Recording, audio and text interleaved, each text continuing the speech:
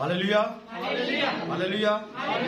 खुदा यीशु मसीह के खूबसूरत नाम में आप सबको सलामती हो, खुशामदीद कहते हैं एक बार फिर से आपको बाइबल स्कूल में और आज के सेमिनार में। खुदा ने मुमकिन किया है कि आज हम फिर से इस महीने का सेमिनार जो है वो कर सकें और इसमें से अपनी हिदायत के लिए कुछ सीख सकें। आमीन। आज का टॉपिक जो है मैं आपको बता देता हूँ। आज का टॉपिक खास बहनों के लिए है। ये बड़े अरसे से, बड़ी देर से मेरे दिल में था कि इस पर प्रॉपर हम एक सेमिनार करें और इसमें हम खास उन बातों को हाईलाइट करें जो कलीसिया के अंदर औरतों को खिदमत करने के लिए रुकावट पैदा करती हैं। आज के इस सेमिनार में हम 2-3 बातों को डिस्कस करेंगे, खास तौर पर इस बात को कि जो 2 मुश्किल हवाला जात हैं बाइबल में कि कलीसिया के मजमा में औरत खामोश रहे, उसका बोलना मना है। और फिर दूसरा जो हवाला एक मुश्किल है कि बाइबल में दर्ज है कि औरत जो है वो चुपचाप मर्द से घर में सीखे। तो आज हम ये दोनों बातों को भी डिस्कस करेंगे। आज का जो हमारा सेमिनार का जो टाइटल है वो कलीसिया में औरत की खिदमत पर है। कलीसिया में औरत की खिदमत, क्योंकि बहुत सारी बेटियां हमारे पास हैं जिनको हम बाइबल सिखा रहे हैं और वो बेटियां जो है वो मर्दों से, बेटों से बहुत आगे। जिस कदर बेटों को आगे होना चाहिए था वो बेटे पीछे रह चुके हैं और बेटियां आगे निकल चुकी हैं। बाइबल पढ़ने में भी वो आगे निकल चुकी हैं और कलाम सुनाने में भी वो आगे निकल चुकी हैं। तो जो बेटे थे, जब ये सिलसिला हमारा शुरू हुआ था तो बेटे अभी पीछे के पीछे ही हैं, वो अभी तक कुछ भी आगे बढ़ने की कोशिश नहीं कर रहे। ऐसा नहीं है कि सारे नहीं कर रहे, कुछ ना कुछ है, लेकिन बेटियों की जो स्पीड है वो बेटों से आगे है। तो ऐसे में क्या करेंगे कि बेटियों को हम साल, 2 साल, 3 साल तक बाइबल सिखाएंगे और उसके बाद फिर उनको बैन कर देंगे। जी आप बैन है, आप कलीसिया के मजमा में बोल नहीं सकती हैं। क्या ख्याल? इस पर हमारी बात होनी जरूरी थी, इसलिए कल या 2-3 दिन से मेरे दिल में ये बहुत बात चल रही थी कि हम इस पर डिस्कस करें और इसको ना सिर्फ अपने इस जगह पर चर्च के अंदर स्टूडेंट्स को बताया जाए, बल्कि दीगर जो हमारे साथ यूट्यूब पर लोग जुड़े हुए हैं उनके साथ भी इस टॉपिक को शेयर किया जाए और हम इस औरत की खिदमत के बारे में क्या समझते हैं, किस हद तक समझते हैं, हम वो बात भी लोगों तक पहुंचा सकें ताकि लोग दूसरी कलीसियों के अंदर, मुल्क पाकिस्तान के अंदर या किसी भी मुल्क के अंदर हमारा ये पैगाम पहुंचता है तो लोग ये समझ पाए कि न्यू जेरूसलम कांग्रीगेशन की जो कलीसिया है इस्लामाबाद में, वो इस औरत के बारे में क्या ख्याल रखती है। क्योंकि औरत की खिदमत के बारे में 2 तरह के विचार। कुछ लोग मानते हैं कि औरत को खिदमत करनी चाहिए, कुछ लोग कहते हैं कि औरत को खिदमत नहीं करनी चाहिए।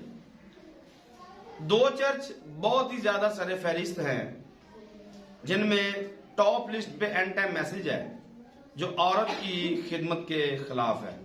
उनके जो बानी हैं विलियम मैरियन ब्रैनम साहब, उन्होंने इस बात पर बहुत ज्यादा जोर दिया है कि औरत को कलीसिया के मजमा में खामोश रहना चाहिए।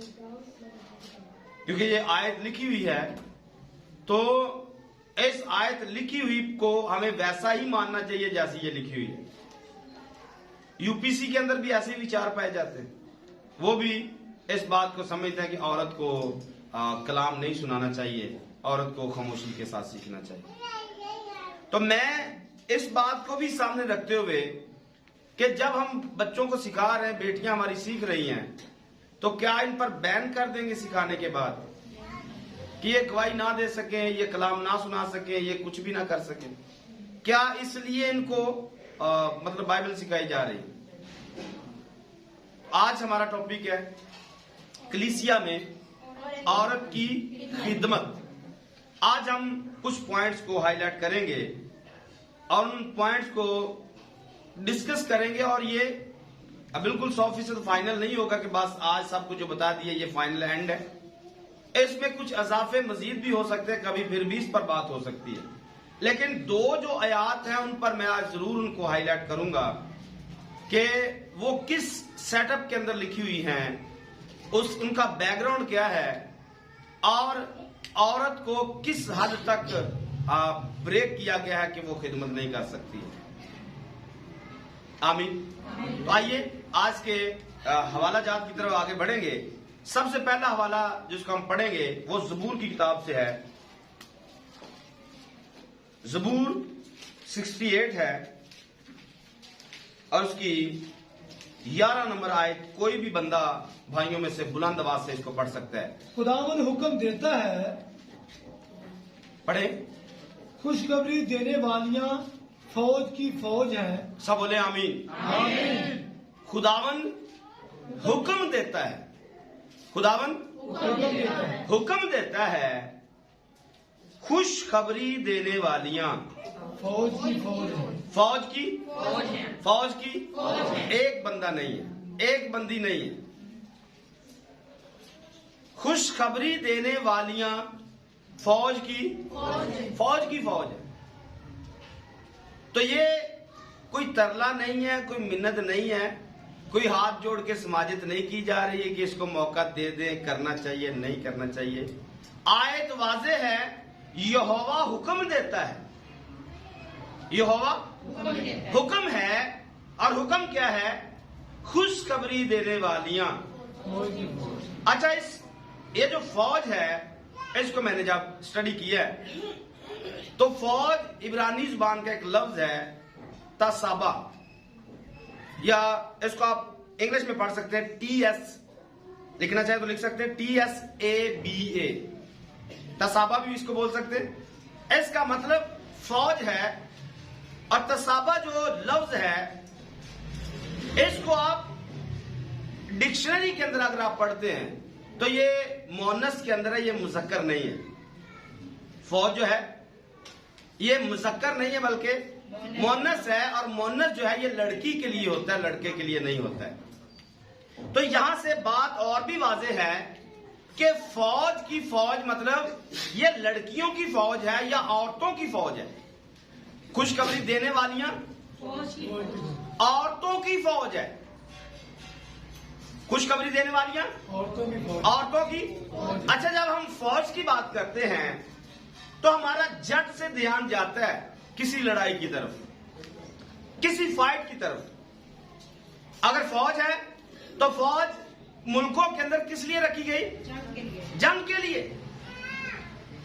किसी भी मुल्क के बॉर्डर पर आर्मी को रखा जाता है ताकि दुश्मन हमारे मुल्क में एंट्री ना कर सके। अगर दुश्मन एंट्री करता है तो ये फौज उसका दफा करती है, ये फौज उसको, उस दुश्मन को अंदर आने से रोकती है।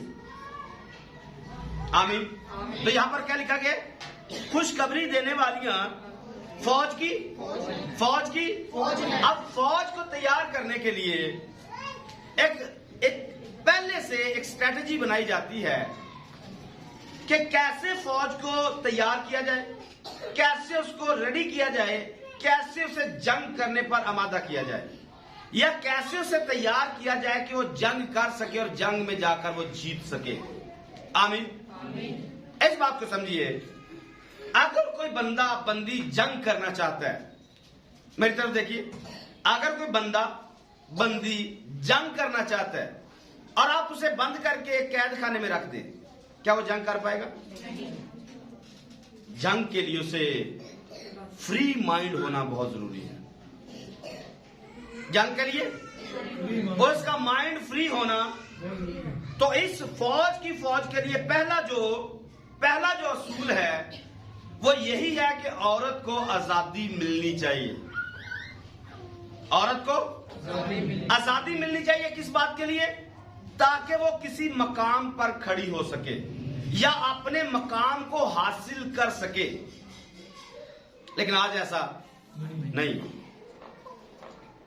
औरत को किसी मनसब पर खड़ा करने के लिए, तैयार करने के लिए या लड़ाई करवाने के लिए उसे एक माइंड सेट की जरूरत है जो फ्री माइंड सेट है।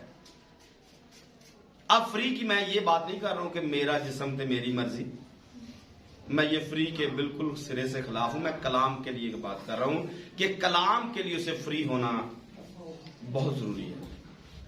उसे मौका दिया जाए, उसे खड़ा किया जाए, उसे ट्रेन किया जाए ताकि वो खुदा का काम कर सके और अपने उस मकाम को हासिल कर सके जहां पर जाकर वो रूहानी जंग लड़ सके।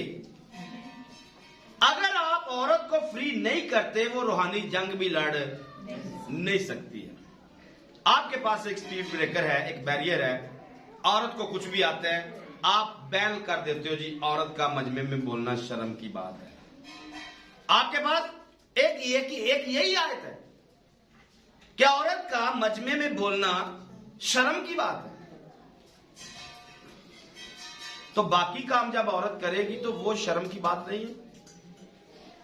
बाकी सारे काम जो औरतें करती हैं, क्या वो शर्म की बात नहीं?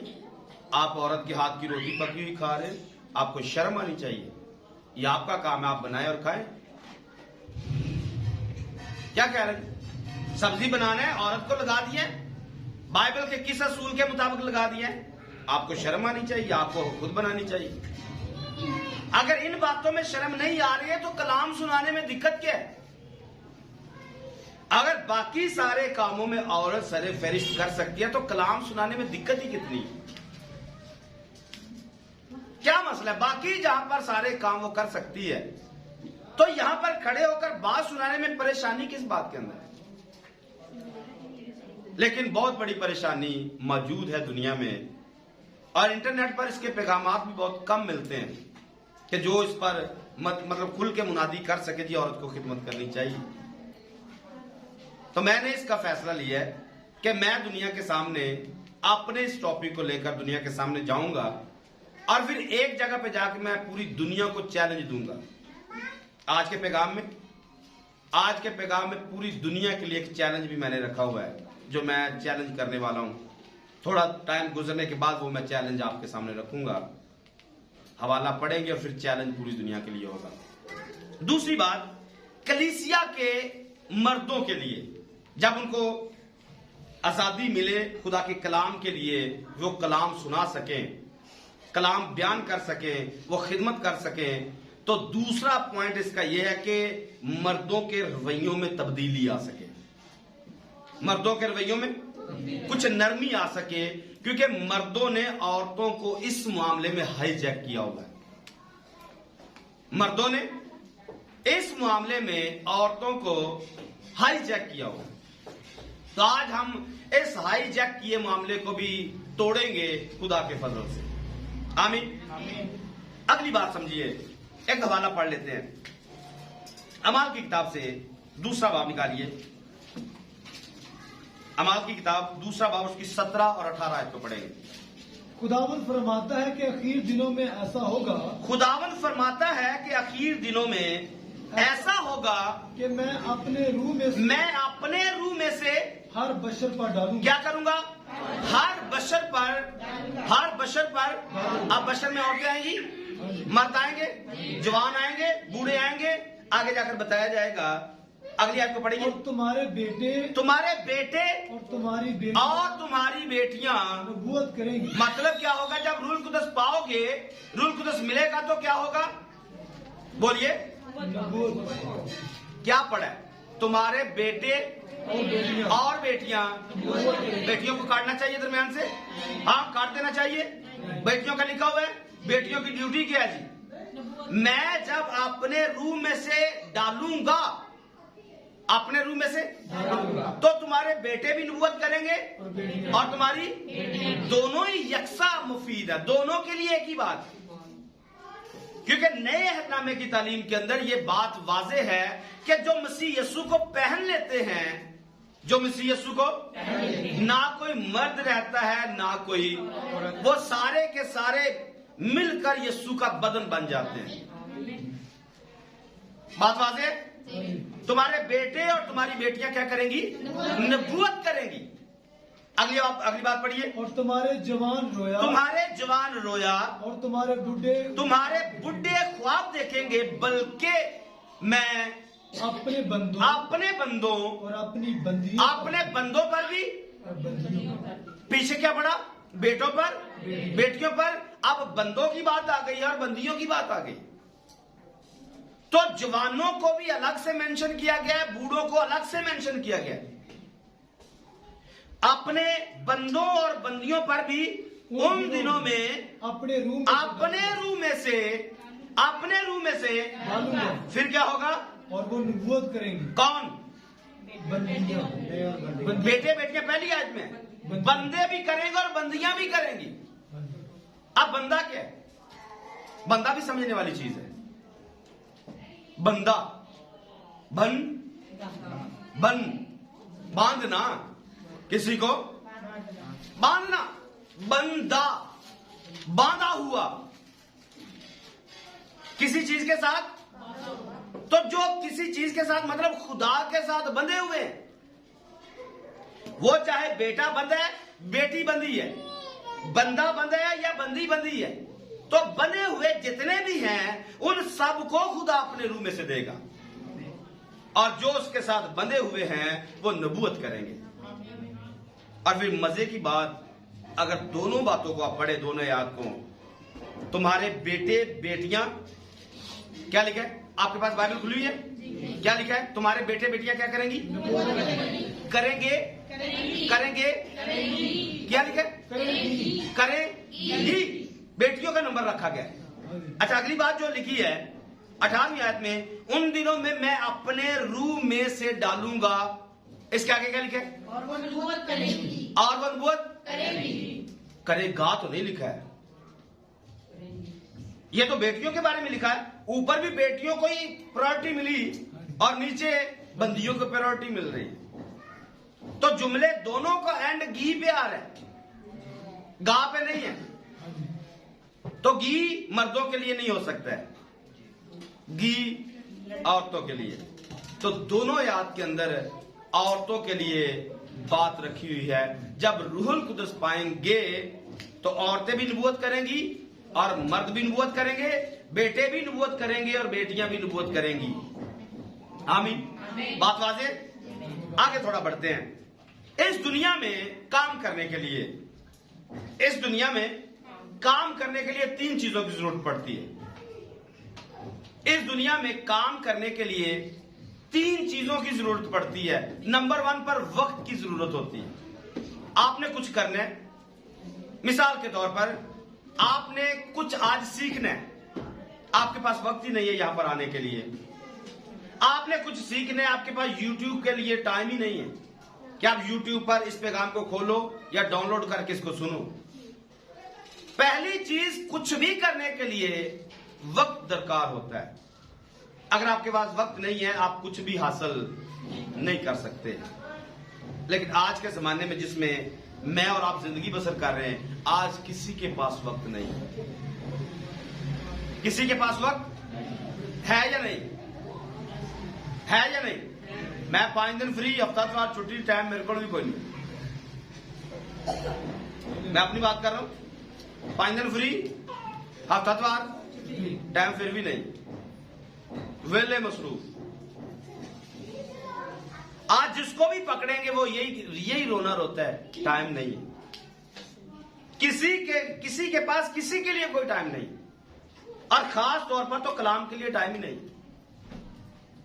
टाइम मुश्किल होता है। थोड़ा सा लंबा मैसेज हो गया, मैसेज थोड़ा लेंथी था,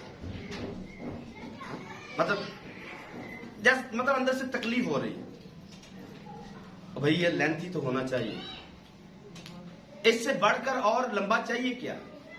खुदा के कलाम से ज्यादा जरूरी क्या है? कलाम से कोई चीज जरूरी है? खुदा ने अपने नाम को, हर नाम से ज्यादा अपने नाम कलाम को इज्जत बख्शी है, और जिसको खुदा ने अजमत बख्शी है हम उसे कुछ समझते नहीं। ये थोड़ा लेंथी हो जाता है, लंबा हो जाता है, हमारे पास इतना वक्त नहीं होता है। तो कुछ हासिल करने के लिए पहली चीज वक्त है। अगर वक्त नहीं है आप कुछ भी हासिल कर। नंबर 2 पर पैसा होता है। कुछ हासिल करने के लिए आपको कुछ हासिल करने के लिए आपको, बोलिए सारे बोलिए, कुछ हासिल करना है दुनिया में, पहले वक्त चाहिए। वक्त हमारे पास नहीं है। दूसरी चीज हमारे पास चाहिए पैसा। पैसा तो हमारे पास बहुत है। पैसा हमारे पास है, बोलिए नहीं है। ऐसे ऐसे कार्य कुछ बोल के बोल दीजिए, आपकी आवाज आ जाए, रिकॉर्डिंग में आ जानी चाहिए। कोई भी नहीं कह रहा है, मैं चाहता हूं कि बोलो। पैसे तो बहुत है, पैसे तो, पैसे की गल को नहीं, हासिल भी कुछ नहीं कर सकते। हाँ जी, कुछ हासिल करने के लिए फ्रिज चाहिए, पैसा आपको तो नहीं चाहिए क्योंकि आपके घर में मौजूद है, लेकिन जिसको चाहिए उसको क्या चाहिए? पैसा। मोबाइल चाहिए, क्या चाहिए? पैसा चाहिए। कैमरा चाहिए, पैसा। लाइटें चाहिए, पैसा चाहिए। कुछ भी करना है, दुनिया में मशहूर होना है, पैसा चाहिए। आपको कुछ भी करना है, आपको पैसा चाहिए या नहीं चाहिए? चाहिए। पैसा चाहिए, वो हमारे पास नहीं है। इसका मतलब क्या हुआ? हम पहले प्रोग्राम में भी फेल हो गए। हमारे पास वक्त नहीं है, ऊपर से पैसा भी। नंबर 3 पर लोगों की जरूरत होती है। नंबर तीन पर अच्छा, पैसे नहीं है, वक्त भी नहीं है, तो बंदे भी नहीं है। हमने काम करना है, मैं अपनी बात कर लेता हूं। हमने काम करना है, एक प्रोजेक्ट शुरू किया है, यूट्यूब चैनल बनाया, इसकी बात कर लेते हैं। हमें टीम चाहिए, हमारे साथ कोई काम करने के लिए एग्री नहीं है। हम लोगों की मिन्नतें कर थक गए, कोई आओ यार काम करो, कुछ करो, हमारे साथ करो, कोई करने के लिए तैयार ही नहीं। ऊपर से मैसेज क्या मिलता है? ताड़ा वाच टाइम पूरा करिए या अपना करिए। हाँ, ताड़ा पूरा करिए या अपना करिए। कोई हमारे साथ काम करने के लिए तैयार ही नहीं है। ना हमारे पास पैसा है, ना हमारे पास वक्त है, ना साढ़े नाल कोई लोग ने। करना क्या चाहते हैं? जंग करना चाहते हैं, कुछ हासिल करना चाहते हैं। हो जाएगा? क्या करेंगे? हाँ बोले, आपने अच्छी बात कही। यीशु जब हमारे साथ है, ये रूहानी बात है। मैंने आपको मौका दिया ताकि बात समझ ले। मैं दुनिया की बात कर रहा हूं। दुनिया में काम करने के लिए ये 3 चीजें दरकार है, लेकिन आसमान की बादशाही में जाने के लिए ये तीनों चीजें मायने नहीं रखती। ये तीनों चीजें मायने नहीं रखती हैं। आप अभी आपके पास वक्त है, आप अभी के अभी आप खुदा के हो सकते हैं। इसके लिए पैसों की जरूरत नहीं पड़ती है, इसके लिए लोगों की जरूरत भी नहीं पड़ती है। लेकिन शैतान ने क्या किया? समझिए इस बात को। शैतान ने क्या किया? इस फौज को कैसे कंगाल किया है। बात हमारी क्या चल रही है? खुशखबरी देने वाली फौज की। वो इसी फिक्र में रहती है, टाइम नहीं है साढ़े को। सुबह तो काम ते जाना है ते शामां नूं आउणा है, ते साढ़े कोल टाइम ते सुबह तो शाम तक काम कर करके पैसा भी कोल कोई नहीं है। फिर सारा दिन करते क्या? सुबह से शाम तक क्या चल रहा है? काम किस लिए करते? वो पैसा भी नहीं है। क्या चल रहा है? इस फौज का कैसे हशर नशर किया है? खुशखबरी देने वालियां किधर है? वो खुशखबरी देने वालियां किधर है? इसमें तो लिखा हुआ है, इस बाइबल में तो वो किधर है? आप कहे पादरी साहब आपकी आंखें खुलने वाली हैं, किसी अलीशा को बुलाओ, वो आपके लिए दुआ करे, आपकी रूहानी आंखें खुले, आपको नजर आएंगी। हाँ, जिस्मानी आंखों से आप नहीं देख सकते। आपको हमारा काम रूहानी मायनों में दिखेगा। हम वहां पर बैठ के सुनाती हैं, हम वहां पर बैठ के करती हैं, हम वहां पर बैठ के करती हैं। ये फौज किधर चली गई? अच्छा, रही गई कसर बंदों ने खुद निकाल ली है। अगर कोई जुर्रत करके सीख लेती है, कोई काम करना चाहती है, वो मजमा पे आना चाहती है, आगे बड़ा बैनर लगा हुआ है, औरतें मजमा में खामोश रहे, औरतें मजमा में। बड़ी मुश्किल करके एक आदमी तो बाहर निकली है और उसके आगे आपने बैरियर लगा दिया है, आप नहीं बोल सकती, आपका बोलना मना है। क्यों जी? पालूस ने बताया। आप फौज को डैमेज करके, फौज को खत्म करके कौन सी जंग जीत सकते हैं? आप फौज को खत्म करके जंग जीत सकते? जंग जीत नहीं सकते। आज कलीसियां हारी हुई हैं, उनके पीछे वजह ये फौज है, ये कहीं मिलती नहीं है। इनको जब भी फोन करेंगे ये काम पे मिलेंगे, जब भी फोन करेंगे ये काम पे मिलेंगे। तो हम तो तलाश कर रहे हैं कि ये वाली आयत किस इलाका में पूरी होती है। पाकिस्तान में, इस्लामाबाद में तो नहीं है। आप कमेंट करके नीचे हमें बताइएगा आपके इलाके में कितनी है। आपके इलाके में, आपकी फौज में, आपके गांव में, शहर में, आपकी कलीसिया में कितनी फौज भर्ती की है आपने औरतों को? इस्लामाबाद में हमारे पास इतनी फौज नहीं है। अगर आपके पास मिले तो जरूर हमें बताइएगा। आगे बढ़ते हैं, एक हवाला पढ़ लेते हैं। पहला करंथियों का खत निकालिए, 11वां बाब उसकी 30वीं आयत को पढ़िए। बस मैं तुम्हें आगाह करना चाहता हूं, बस मैं तुम्हें आगाह करना चाहता हूं। मैं जैसे पौलुस कह रहे हैं, मैं आपको आगाह करना चाहता हूं इस बात को समझने के लिए। ये क्या लिखा हुआ है, पढ़िए। कि हर मर्द का सर मसीह, हर मर्द का सर मसीह, और औरत का सर मर्द, और औरत का सर।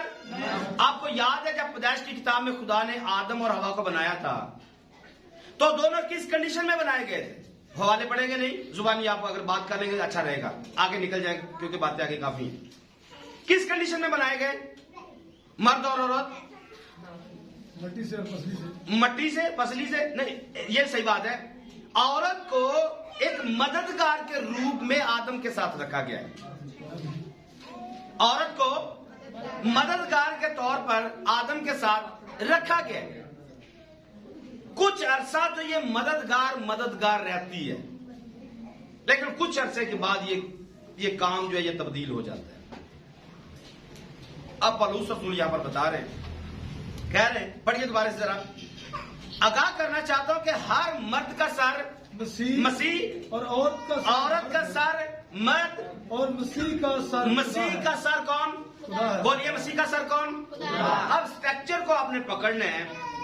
एक औरत है, औरत का सर ऊपर मर्द रखा हुआ है।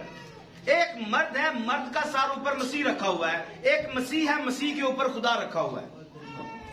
आप ऊपर वालों को तो मानो, आप ऊपर वालों को तो, नीचे वाली को छोड़ दो। क्या ये स्ट्रक्चर पूरा रहेगा? औरत को आप खत्म करके दरमियान से ऊपर वाले स्ट्रक्चर को आप कंप्लीट नहीं रख सकते हैं।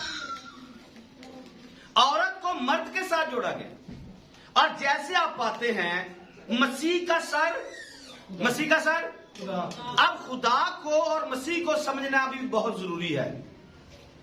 इन दोनों की आपस में कैसे बनती है? बाप की और बेटे की आपस में कैसी रफाकत शराकत है, इसको पढ़ना है। आइए देखिए, पढ़िए इसको थोड़ा आगे। जो मर्द सर ढके हुए दुआ या निबूवत करता है, वो अपने सर को बेहुरमत करता है। क्या करता है? बेहुरमत करता है। वो अपने सर को, मर्द अगर सर ढांक के दुआ करे तो बेइज्जती किसकी? बेइज्जती किसकी? अगर कोई मर्द सर डांग के दुआ करे तो बेइज्जती किसकी? बोल दे, मसीह की बेइज्जती। अगर कोई औरत नीचे अपने सर पर दुपट्टा ना ले, वो बेइज्जती किसकी है? ये बात हमें काबिल कबूल है। इस बात को हम मानते हैं कि जो औरत सर पर दुपट्टा नहीं लेती और दुआ करती है, वो अपने मर्द को बेइज्जत कर रही है। मर्द भाई हो सकता है, मर्द उसका बाप हो सकता है जब तक वो कुंवारी है। शादी होने के बाद उसका बाप और भाई दोनों खत्म हो जाते, उसका शौहर आ जाता है। जब वो दुपट्टा नहीं सर पर लेती तो वो दानिश्वर लोग वैसे ही समझ जाते कि ये औरत किसी के कंट्रोल में नहीं है। और जो लड़कियां कुंवारी होते हुए अपने सर पर दुपट्टा लेती हैं, वो साबित करती कि हम अपने बाप और भाइयों के कंट्रोल में, हम अपने भाई के और बाप के और उनकी इज्जत करती हैं। और शादीशुदा औरत अगर दुपट्टा नहीं ले रही, समझ क्या लग रही है, ये औरत किसी के इख्तियार में, ये आवारा औरत है, ये आवारा है, ये फिरतू है, ये किसी के कंट्रोल में नहीं है। हाँ, ये दावे के साथ बात करने लगा हूं, जो औरतें दुपट्टा साथ पे नहीं लेती उनकी लैंग्वेज बुरी होती है, वो किसी की भी इज्जत कभी भी नहीं रखती, कभी भी किसी को बेइज्जत कर सकती है। इस पर मैंने बड़ी डिटेल के साथ नरसिंगों में बातें की। 5वें नरसिंगे में मैंने 4 पैगाम दिए। ऐसा क्यों है? क्योंकि जहन्नम की निकली हुई बदरूहें आज औरतों में और मर्दों दोनों में काम कर रही हैं, और वो किसी के ताबे रहने नहीं देती हैं। मैं बात फाइनल कर रहा हूं, इसमें कोई शक शुबा नहीं।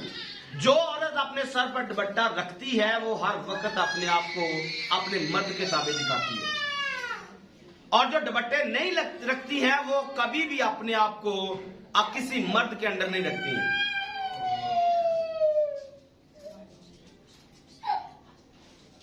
आमीन कह सकते हैं? ये बात फाइनल है, इसमें कोई शक नहीं है कि अगर आप सर पर दुपट्टा महकूम होने की अलामत रखेंगी तो समझ में आएगा आप ताबे हैं, अगर नहीं रखती तो ताबे आप। ये बात करना हम पसंद करते हैं कि औरत अपने सर पर दुपट्टा रखे।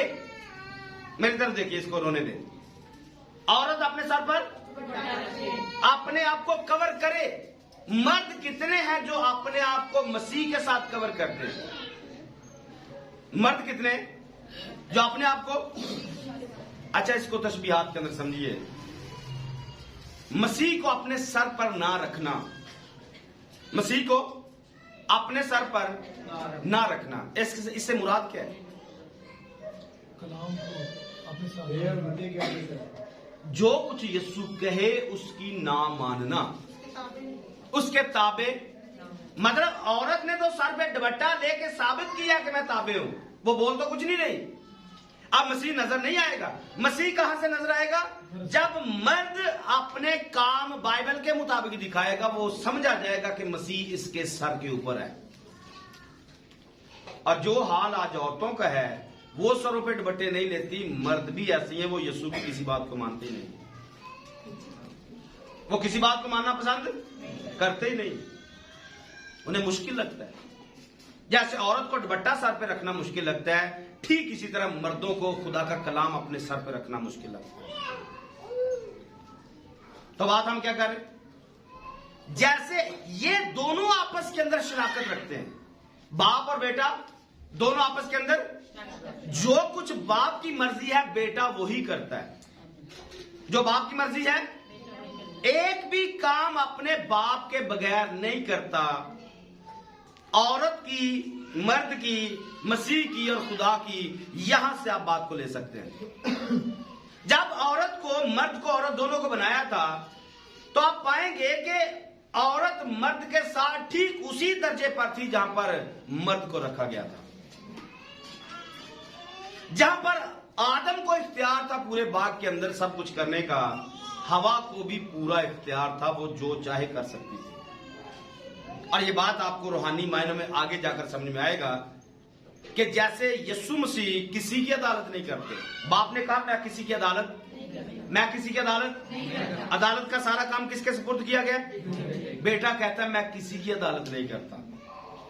ये बातें, ये कलाम जो मेरे मुंह से निकला, ये अदालत करेगा। तो आप पाएंगे एक मर्द के बारे में लिखा गया है कि तुम तख्तों पर बैठकर मेरे साथ फरिश्तों का इंसाफ करोगे। फरिश्तों का मर्द करेंगे या नहीं? फरिश्तों का इंसाफ करेंगे, औरतें नहीं करेंगी। औरतें भी करेंगी, क्योंकि वो दोनों दो नहीं बल्कि एक है। तो खुदा ने इस पॉइंट को दरमियान से बाहर निकाला है। मैंने इसलिए कहा कि आदम और हवा को दोनों को जब बनाया गया था तब ही दोनों को इख्तियार दिया गया था कि आप काम कर सकते हो, दोनों बाग में से जो भी फल खाना चाहो खा सकते हो, आपके लिए आजादी है। दोनों के पास इख्तियार था, और यही इख्तियार आपको बाइबल के बिल्कुल एंड पे जाकर भी नजर आएगा कि यीशु मसीह की जैसे बाप के साथ शराकत है, उसने वैसे ही शराकत हमारे साथ यानी कि कलीसिया के साथ रखी है। वैसी ही शराकत उसने अपनी दुल्हन के साथ रखी, क्योंकि दुल्हा और दुल्हन दोनों एक है। जब यहां पर यीशु तख्त पर बैठा हुआ होगा, उसकी दुल्हन उसके साथ बैठी हुई होगी। हम सब जो यहां पर मर्द औरत के अंदर नजर आते हैं, वहां पर हम सारे के सारे दुल्हन के अंदर नजर आएंगे। हम वहां पर दुल्हन की माने होंगे, और यीशु वहां पर मर्द होगा, हम वहां पर औरतें होंगे। तो ये एंड पे जाके भी आपको ऐसा मिलेगा। कुछ और बात करते हैं। पुराने अहदनामा में से एक बात लेंगे, एक टाइटल बनाकर, पुराने अहदनामे में औरतों का किरदार क्या रहा है।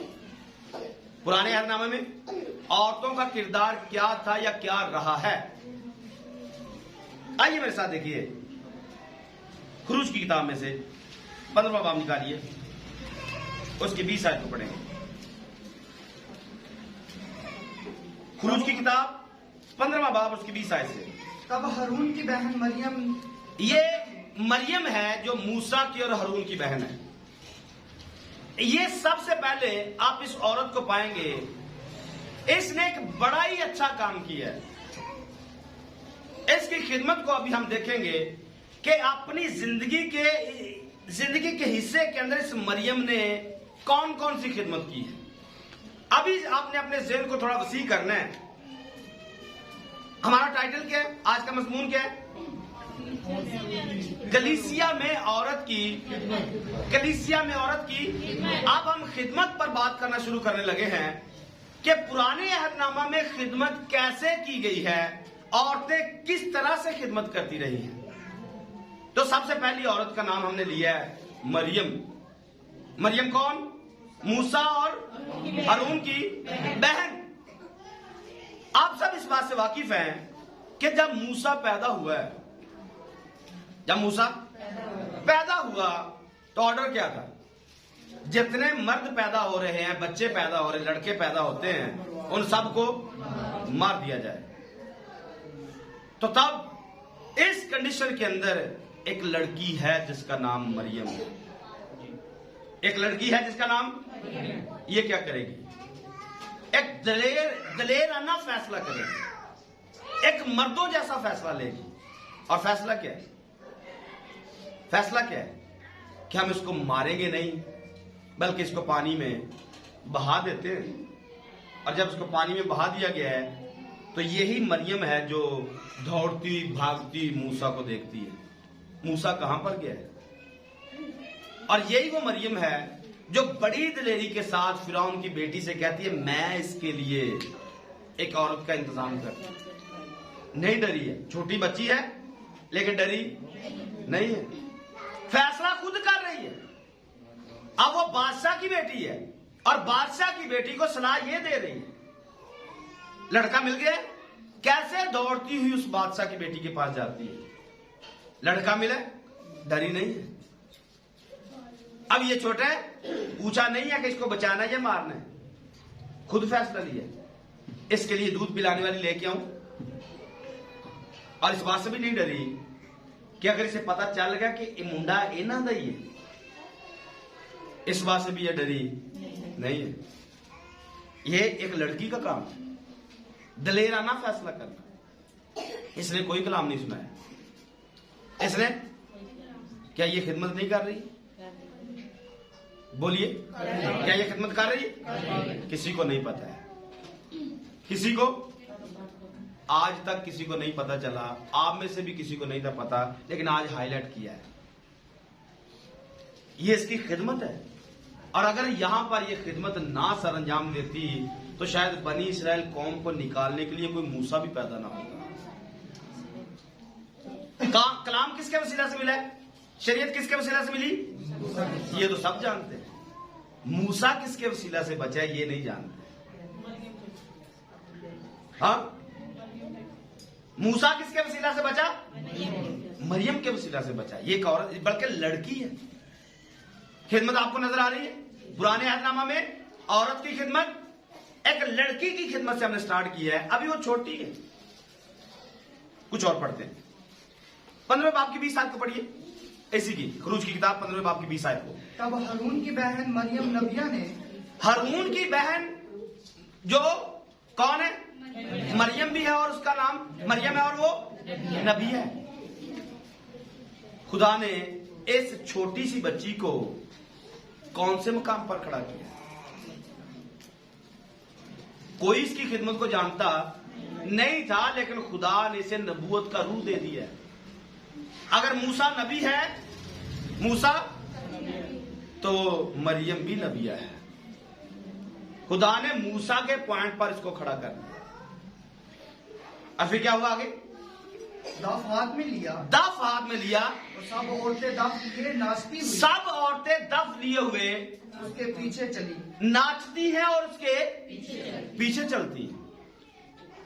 पढ़े, अगली आयत को पढ़े। और मरियम उनके गाने के जवाब में ये गा, मरियम उनके गाने के, यानी कि औरतें गा रही थी और दफ बजा रही थी और नाच रही थी, और मरियम आगे से कुछ बोलकर जवाब देती है। पढ़े। खुदावंद की हमदो सुना गाओ। मतलब क्या हुआ? ये मरियम ही है जो पुराने अहदनामे में आपको हमदो सना करती हुई नजर आ रही है। ये नबिया है, खुदा ने इसे नबूवत का रूह दिया हुआ है, और इसके साथ साथ इसे हमदो सना करने का रूह भी दिया हुआ है। ये हमद करती, ये खुदा की हमदो सना करने वाली, और ये भी इसकी खिदमत का एक हिस्सा है कि बाकी अगर खामोश रहेंगे, मर्द खामोश रहेंगे, तो ये मरियम है जो खुदा की हमदो सना कर रही है। पढ़े आगे। खुदावंद की हमदो सुना गाओ आगे। क्योंकि वो जलाल के साथ फतहमंद हुआ। वो जलाल के साथ फतहमंद हुआ है। आमीन। तो यहां से हमने देखा, पहले हमने उसकी खिदमत को देखा कि वो छोटे हुए दिलेराना फैसले कर रही है और एक मूसा को बचा रही है बनी इस्राएल कौम को निकालने के लिए। नंबर 2 पर हमने देखा जब वो निकल कर आ चुके तो यही मरियम है जो खुदा की हमदोसना कर रही है। और यहां तक नहीं है, कुछ और मैं आपको दिखाता हूं।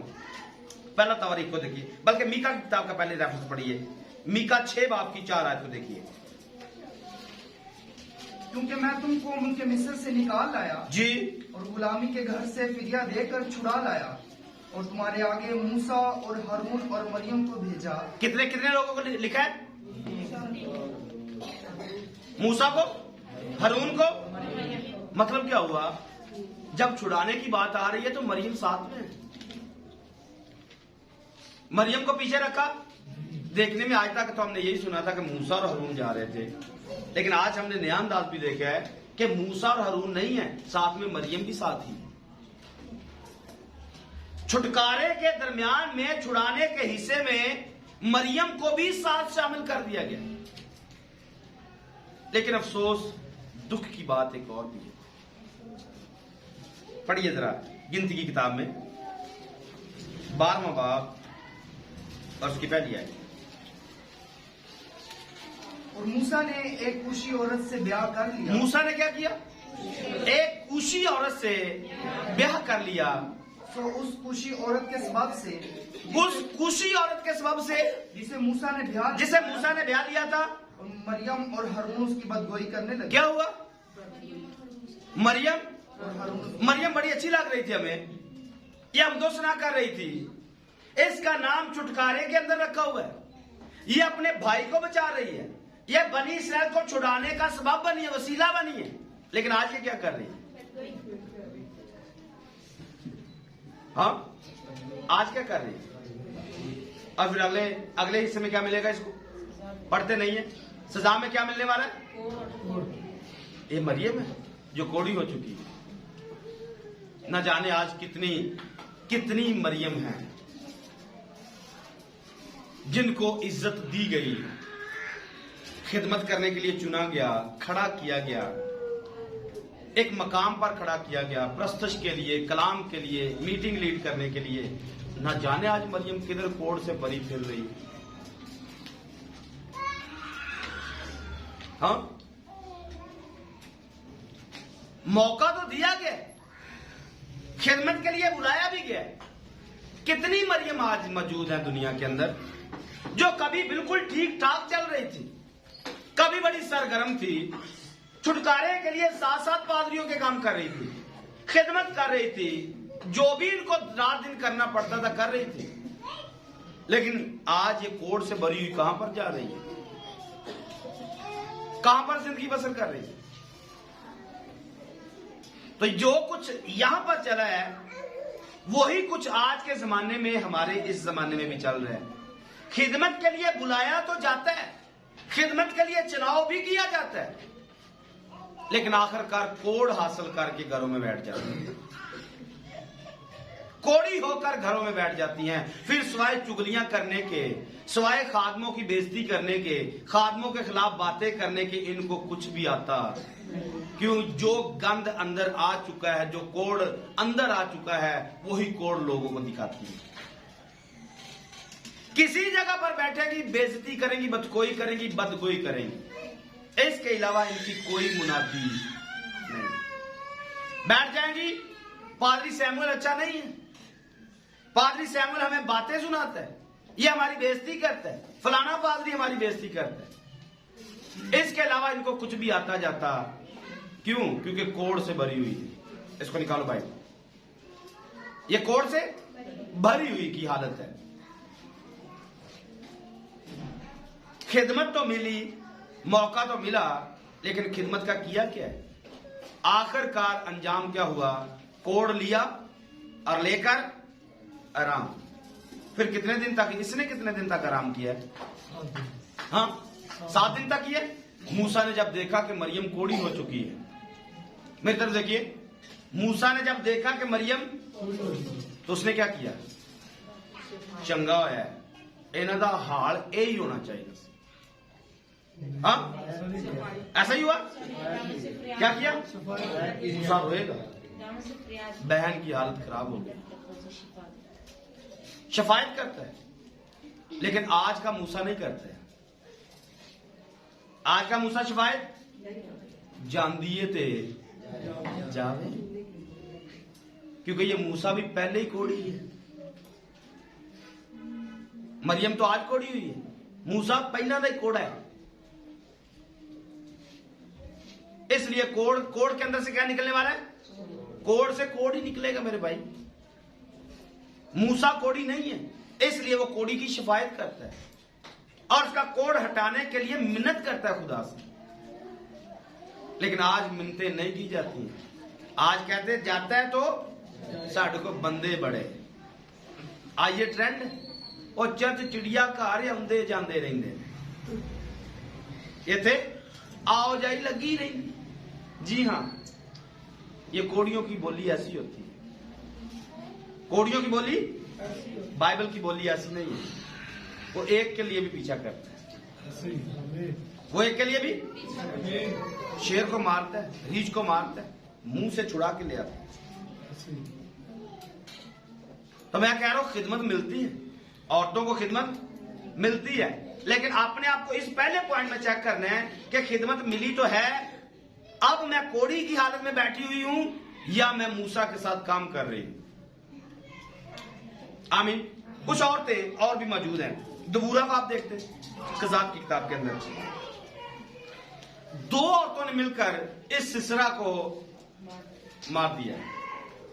एक कज़ात की किताब में वाकया लिखा हुआ है, बातें और भी पढ़ी हैं, इसलिए मैंने इसको सिर्फ शॉर्ट में बताया आपको। दबूरा की स्टोरी पढ़िए। 2 औरतें मिलकर, यह दबूरा ही थी जो बनी इस्राएल कौम के 20 सालों की गुलामी को तोड़ देती है और बनी इस्राएल को वापस 20 सालों के बाद वो वापस बुला लेती है या आजाद करवा देती है। और इसकी हिकमत अमली से ऐसा होगा। और फिर इसके साथ दूसरी औरत, जब वहां पर सिसरा जाकर सो जाता है तो औरत बड़ी चालाकी के साथ उसकी कान पट्टी के अंदर मेघ ठोकती है और उसे वहां पर सुला देती है और बनी इस्राएल को आजादी मिल जाती है। 2 औरतों ने मिलकर कौम बनी इस्राएल को आजाद करवा दिया। ये भी खिदमत कर रही है। ये क्या कर रही? कलाम नहीं सुना रही। कलाम इनके लिए कोई मजबा नहीं है। किसी मजबा पर ना तो मरियम ने कलाम सुनाया है, ना इस दबूरा ने कलाम सुनाया है, तो भी ये खिदमत कर रही है। ना जाने आज की औरतें क्यों मजबा पर आना ही ज्यादा पसंद करती हैं कि यहां पर आऊंगी तो मैं खिदमत कर रही हूं, बाकी खिदमत नजर क्यों नहीं आती है? बाकी खिदमत नहीं है। ये कील जो उसने उसके दिमाग में ठोका है, ये खिदमत का हिस्सा नहीं है। किसी दुश्मन को मार गिरा है, ये खिदमत का हिस्सा नहीं है। ये खिदमत का हिस्सा है। आप किसी खादम के लिए एक औरत उठती है, अपनी चरपाई को छोड़ती है और छोड़कर जाकर एक गिलास पानी का लेके आके खादम के हाथ में देती है। क्या इसे खिदमत नहीं समझते? सिर्फ कलाम सुनाने की खिदमत होती है या यहां पर आकर गीत गाने की खिदमत होती है? नहीं, खिदमत कोई और चीज का नाम है। गीत गाने का नाम खिदमत नहीं है। गीत गाने का नाम खिदमत, गिलास पकड़ के उठाओगे, किसी को पिलाओगे, ये खिदमत में आएगा। और इसके बारे में अजर लिखा हुआ है कि अगर कोई छोटों में से कोई ठंडा गिलास किसी पानी का किसी खादम को पिलाता है, वो अपना अजर, गीत का लिखा हुआ है, या कितने गीत रिकॉर्ड करोगे तो इतना अजर मिलेगा। आज ट्रेंड उल्टा चला हुआ है। शायद गीत गाने को खिदमत बोला जाता है, किसी खादम की जूती पॉलिश करने को खिदमत नहीं बोला जाता है। किसी खादम का सूट इस्त्री करने को खिदमत नहीं बोला जाता है। किसी के लिए मोटर बाइक देने को खिदमत नहीं बोला जाता है। ये खिदमतें नहीं है, ये खिदमत का हिस्सा है। एक आदमी यहां से निकलता है, यहां से उसने सफर शुरू करना है। मैं अपनी बात करता हूं, मैंने चक्शदाब से सफर शुरू करना है और जाकर किसी जगह पर, अभी रिसेंटली बात कर लेते हैं, लाला मूसा में जाकर कलाम सुना है। आप देखते हैं कि लाला मूसा में जाकर कलाम सुना दिया है। पादरी सैमुअल ने बताया जी बड़ा अच्छा कलाम सुना है। कितने लोग इसके साथ शामिल हैं? उस कलाम को पहुंचाने के लिए कितने लोगों ने खिदमत की है, ये किसी को पता नहीं है। नंबर 1 पर सबसे पहले खुदा आएगा जिसका ये प्लान है। नंबर 2 पर मुबश्शिर यासर आएंगे जिन्होंने एफर्ट की है, किसी को इस बात का इल्म। नंबर 2 पर दूसरी तरफ एल्डर सुहेल आएंगे, किसी को इस बात का इल्म। ये क्या करेंगे? पहले मेहनत करेंगे, फिर क्या होगा, डेट तय हो जाएगी। बंदे ने सुबह उठना है, 7 बजे उठना है। किसी को फिक्र लगा हुआ है कि मैंने कपड़े इस्त्री करने हैं, यस नो? मतलब किसी को फिक्र लगा है कि वहां पर जाकर किसी ने पैंट कोट पहनना है, वहां पर खड़े होना है। कोई करेगा? उसका नाम नहीं आएगा। ये पैंट कोट कहां से आया, किसी को कोई पता नहीं। बता देता हूं, ये मेरे भाई लाजर है, उन्होंने बोला जी आपने लाला मूसा में कलाम सुनाना है, ये कोट पैंट आपके लिए। फिर मेरी बेटी आएगी, फौरन कपड़े इस्त्री करे, पापा ने जाना है। बीवी उठेगी, उसने नाश्ता तैयार करना है, फिर फोन करने वाला फोन करेगा, पादरी साहब इतना टाइम हो गया, गुलजार साहब, पादरी साहब उठे नहीं है, यासर साहब उठे नहीं है, क्या चल रहा है? ये सब क्या है? सिर्फ नजर तो आया, कलाम सुना है। नजर यही है, कलाम सुना है। फिर कितने बंदे पैसे जमा करवाएंगे? भाई ये पैसे, इतने पैसे, यहां से यहां से यहां से। फिर आगे जेलम में बंदा पहले से अलर्ट है, पादरी साहब को मोटरसाइकिल चाहिए।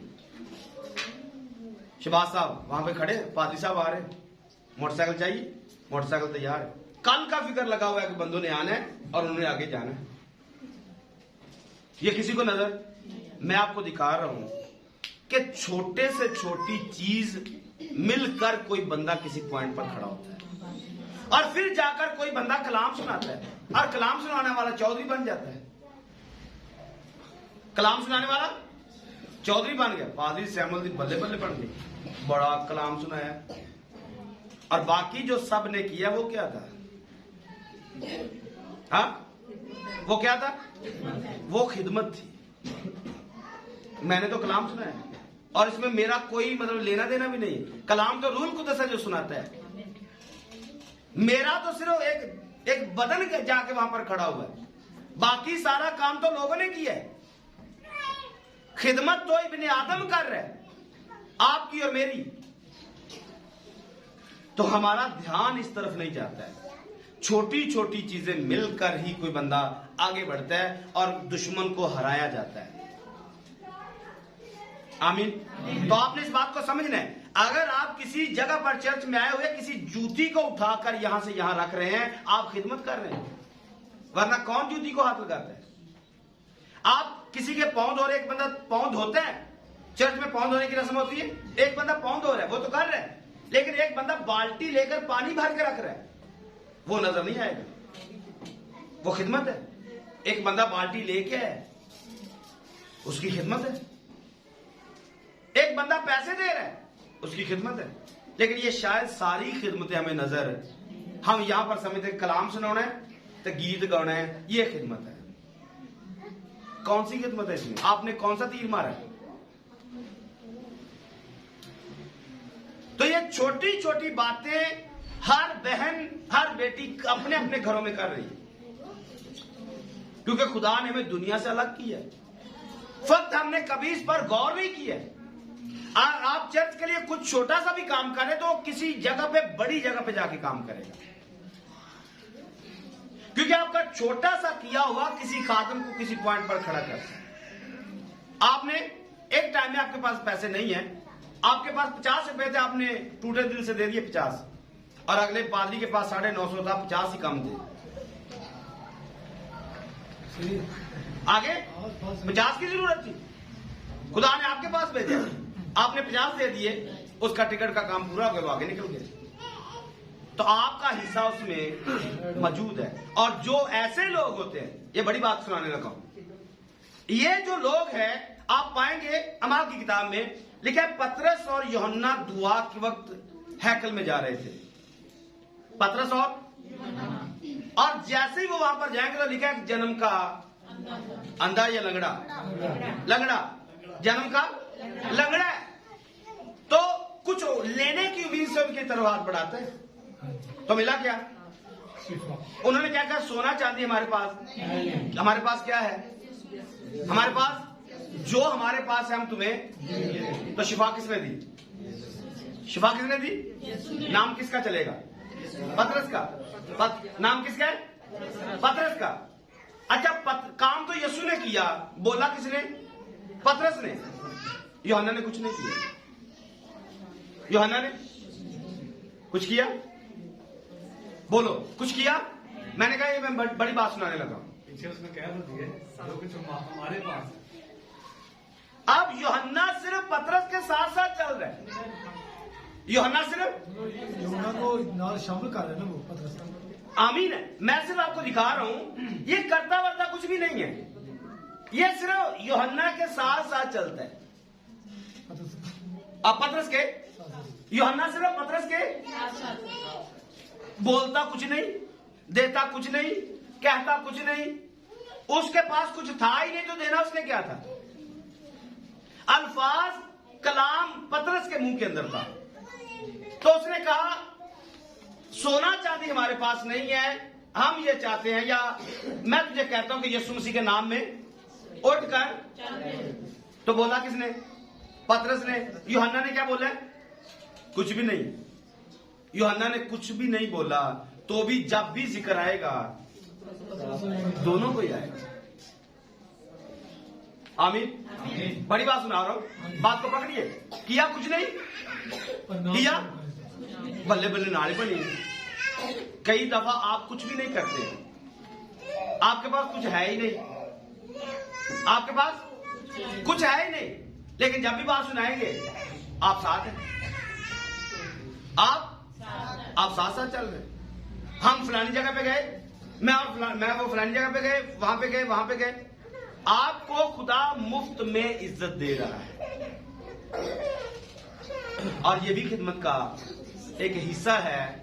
और याद रखिए, जो आज कुछ नहीं कर पा रहा, मेरी तरफ देखिए, जो आज कुछ नहीं कर पा रहा, इसके पास कुछ नहीं है, एक दिन यही सबसे बड़ा भी होने वाला है। जो मुकाशफा यूहन्ना के पास था, ये पतरस के पास भी नहीं था। साथ साथ चलते रहिए, कुछ नहीं करते कोई बात नहीं, लेकिन एक वक्त आएगा कि आप पतरस से भी बड़े बन जाएंगे। तो ये सारे के सारे क्या हैं?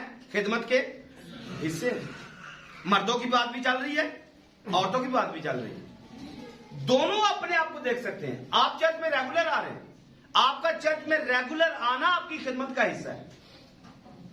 कभी कभी आप किसी बहन को बता देती हैं, बहन जी आए चर्च चलते हैं, आपका इतना ही काफी है। आपका जैसे गुलजार भाई पूछ रहे थे, किसी को बताया चर्च में सेमिनार है आज, किसी को बताया, एक बंदा आपकी वजह से आ जाता है। हमारे जो बिशप है, हमारे बुजुर्ग बिशप जेम्स जॉन पॉल साहब, उन्होंने गवाही रिकॉर्ड करवाई और गवाही क्या है, गवाही टीवी वाले ने उनसे सवाल किया है, आपकी जिंदगी कैसे तब्दील हुई, आप कैसे खिदमत में आए, तो उन्होंने अपनी पूरी डिटेल बताते हुए बताया हम प्रेस्बिटेरियन लोग थे, लेकिन ये मेरा एक दोस्त था जो पेंटिकॉस्टल था। एक दिन मुझे उसने कहा जी आओ हमारे साथ हमारे चर्च में चलो। तो जैसे ही मैं अपने चर्च में उनके चर्च में उनके साथ गया हूं, तो जाते ही मैंने देखा है सारे रो रहे हैं। तो मैं हैरान हो गया कि ये क्या चल रहा है यहां पर, सारे रो रहे हैं। तो कहते मैंने अपने दोस्त से पूछा कि ये क्या चल रहा है, तो उन्होंने कहा जी हमारे चर्च में ऐसी दुआएं हैं। थोड़ा सा टाइम निकाल कर बिशप साहब को फिर उसके दोस्त ने दावत दी, चला गया। 2 दफा लेके गया है, 2 दफा लेकर जाने से बिशप साहब ने बोला जी सच यहां पर है। सच काम किसने किया? एक दोस्त ने, आज हम सब उनके बच्चे हैं, हम सब उनके चर्चों की तादाद कितनी है ये शायद बिशप साहब को भी नहीं पता है। उनके शागिर्द कितने हैं उनको भी नहीं पता है। कितने उन्होंने कलाम सुना दिए, कितने लोग उनकी जिंदगी से बदले उनके वसीला से। पीछे काम किसने किया है? एक दोस्त। आपका एक दफा लेकर चर्च में किसी को आ जाना किसी की जिंदगी बदल देने का असबाब बन जाता है। और आप कहेंगे मैंने कुछ किया ही नहीं, खिदमत नहीं की है। बिशप साहब को शायद आज ये बात याद है, और जिस दोस्त ने पहली दफा उनको चर्च में लेकर गए थे उनको याद भी नहीं होगा कि जिसको आज मैं दावत दे रहा हूं कल आने वाला ये बिशप होगा। इस गरज से तो दावत नहीं दी है। आप भी किसी को लेके आते तो इस गरज से नहीं लेके आ रहे। आप छोटी बच्चियां हैं, बड़ी बच्चियां हैं, बड़ी बहनें हैं, सिर्फ एक लड़की को, लड़के को, बहन को उठा के चर्च में ले आइए। आने वाले सालों में आपको पता चलेगा आपने कौन सा बीज बोया है। यह भी खिदमत का एक हिस्सा है। सिर्फ कलाम सुनाना ही खिदमत का हिस्सा नहीं। हम बात क्या कर रहे हैं कलीसिया में औरत की, हम खिदमत पर बात कर रहे हैं कि खिदमत सिर्फ कलाम सुनाना, गीत गाने का नाम नहीं है। आप गीत बड़े अच्छे गाती हैं, लेकिन चर्च में आए हुए तमाम लोगों को चर्च से आप भगा देती हैं। कौन सा करतूत गोल रही? आप बने बनाए सेटअप को बिखेर देती हैं और आप गीत बड़े अच्छे गाती हैं। क्या करेंगे आप काम? लेकिन एक है गीत नहीं आते, कलाम नहीं आता है, लेकिन वो एफर्ट करती है। ये बहन हमारी फ्रीजा, ये टिश्यू लेके आती है, पानी लेके आती है। क्या ये खिदमत नहीं? किसी बंदे की मतलब पसीना आ रहा है, खादम का पसीना आ रहा है, आंखों में जा रहा है, टिश्यू पकड़ते हैं, आंख को साफ कर लेते हैं। क्या ये खिदमत नहीं है? छोटी से छोटी चीज आपकी खिदमत में अकाउंट होती है। लेकिन शायद हम कुछ बड़ा बनना चाहते हैं। इसने एक कील ठोका इसके दिमाग में और बनी इस्राएल आजाद हो गई। इसका एक कील ताहयात याद रहेगा, इसने ठोका है। एक और चीज देखिए, सलादीन की किताब में देखिए, दूसरा सलादीन 22 बाब की 14वीं आयत है, और इसके बाद दूसरा तवारीख उसका 34वां बाब है। ये सारे बाब आप पढ़ सकते हैं। खुल्दिया एक नबी है जिसका जिक्र यहां पर पाया जाता है। इसकी वजह से कौम बनी इस्राएल के अंदर सालों साल बेदारी रही। इसने बताया, इसने मशवरा दिया, इसने सलाह दी, और इसके करने से बनी इस्राएल के अंदर से यूसिया के दौर में हर तरह की बुत परस्ती का खात्मा हुआ है। एक औरत ने, खुल्दिया ने, यरूशलेम के अंदर से बुत परस्ती को खत्म कर दिया। आप एक औरत खड़ी हो जाएं, आपके घर से बुत परस्ती का सफाया हो सकता है। टाइम थोड़ा लग सकता है, लेकिन पूरी बुत परस्ती का सफाया हो सकता है। आप एक की वजह से आपका घराना बच सकता है। यसाया नबी की बीवी को देखिए। इसको छोड़ देता हूं क्योंकि इसका टाइम हमारा काफी निकल गया है। यसाया की किताब को देखिए, 8वें बाब की 30वीं आयत को, जल्दी से। यसाया 8 बाब की 30वीं आयत है। और मैं नबिया के पास गया, तो वो हमला हुई और बेटा पैदा हुआ। यसाया नबी है, यसाया, और यसाया की बीवी भी नबिया है। और ये पहला आप पाएंगे, ये पहला नबी है जिसकी बीवी भी नबिया है। दोनों ही नबी हैं। मूसा की बहन नबिया थी, लेकिन इसकी बीवी नबिया है, और दोनों ही मिलकर ये खिदमत का काम करते हैं। आपको पता है यीशु मसीह के बारे में सबसे ज्यादा नबूतें इस यसाया ने की, और इसको पुराने अहदनामे की अंजील भी बोला जाता है। यूं आप 5वीं अंजील भी इसको बोल सकते हैं। ये अंजील है यसाया की, क्योंकि यीशु मसीह के बारे में इसने बहुत कुछ बताया। तो ये यसाया जो नबी है, इसकी बीवी भी नबिया है। इन दोनों ने मिलकर बनी इस्राएल के बहुत बड़ा काम किया। एक हवाला अटैच कीजिए इसके साथ, वाइज की किताब में से 4 बाब की नामी आयत को देखिए। वाइज की किताब 4 बाब की नामी आयत। 1 से 2 बेहतर है, 1 से 2 बेहतर है, क्योंकि उनकी मेहनत से उनको बड़ा फायदा होता है। उनकी मेहनत से उनको बड़ा फायदा होता है। आमीन। 1 से 1 नबी है, लेकिन बीवी उसके साथ नबिया नहीं है। नबी होशिया की बात कर लेते, उसकी बीवी कैसी है? बदकार। अब यसाया को और होशिया को दोनों की खड़ा कर दीजिए, दोनों की हालत को देखिए। जीतेगा कौन? यसाया जीतेगा। क्यों? क्योंकि उससे 1 से 2 बेहतर है। आज की हालत भी यही है। पादरी तो खुदा का काम करता है, लेकिन बीवी हर बात में उसे डैमेज करती है। मौका पाते ही उसकी खिदमत को बिठाने की कोशिश करता है। दूसरी तरफ एक औरत है, काम कर रही है, लेकिन उसका मर्द उसके साथ देना ही नहीं चाहता है। उसे हर बात में पैंचर करता है, हर बात में उसे डिग्रेड करता है, हर बात में वो चलना चाहती है, लेकिन ये चलने ही नहीं देता है। तो 1 से 2 बेहतर है। अगर दोनों मिलकर काम करेंगे तो ज्यादा अच्छा होगा। यीशु मसीह की गवाही ज्यादा फायदे की। लेकिन अगर आप ऐसा नहीं कर पा रहे तो मुश्किल हो जाए। नेक औरत के बारे में पढ़ेंगे नहीं। अमसाल की किताब का 31वां चैप्टर जो है, ये नहायत ही शानदार है। कुछ बातें, 2-4 बातें पढ़ लेते हैं, क्योंकि इसका ये लिंक है बड़ा खास। 31 बाब की 10वीं से पढ़ने, कोई भी बंदा जल्दी से पढ़े। नेकोकार बीवी किसको मिलती है? क्योंकि उसकी कदर मुरजान से भी ज्यादा, उसकी कदर मुरजान से भी। किसकी? नेकोकार की। उसकी कदर मुरजान से भी। पहले नंबर पर तो ये नेकोकार मिलती नहीं। नेकोकार क्यों नहीं मिलती? नेकोकार, किसी बीवी को नेकोकार बनने के पीछे कोई नेकोकार मां की जरूरत होती है। क्या कह रहे? अगर मां नेकोकार होगी तो बेटी आगे नेकोकार होगी। जब ब्याही जाएगी तो किसी के पल्ले, किसी मर्द के पास कोई नेकोकार बीवी जाएगी। अगर पीछे मां ही दुरुस्त नहीं है, वो बेटी को क्या नेकोकार बनाएगी? तो कलीसिया के अंदर आज बहुत बड़ा फुकदान है कि मां नेक होने का नाम ही नहीं लेती। और आगे बेटी जब ब्याही जाएगी, क्या तोहफा अगले को दिया है? हाँ, फिर छितरो छितरी तो कुटो कुट, फिर जवाई सानू चंगा, जवाई सानू चंगा, तो उधर वखरा रोंदा सानू सस चंगी नहीं मिली। अगर सस कोई बंदे की पुत होंदी तो बेटी चंगी ब्याही मेरे घर आती। हाँ, सारी जिंदगी, ये मैं आपको बड़ी गुर की बात बता रहा हूं, सारी जिंदगी बंदा सस नूं रोंदा रहिंदा है, काश कि तू किते चज दी हुंदी ते कोई चज दी शै मैनूं दिंदी।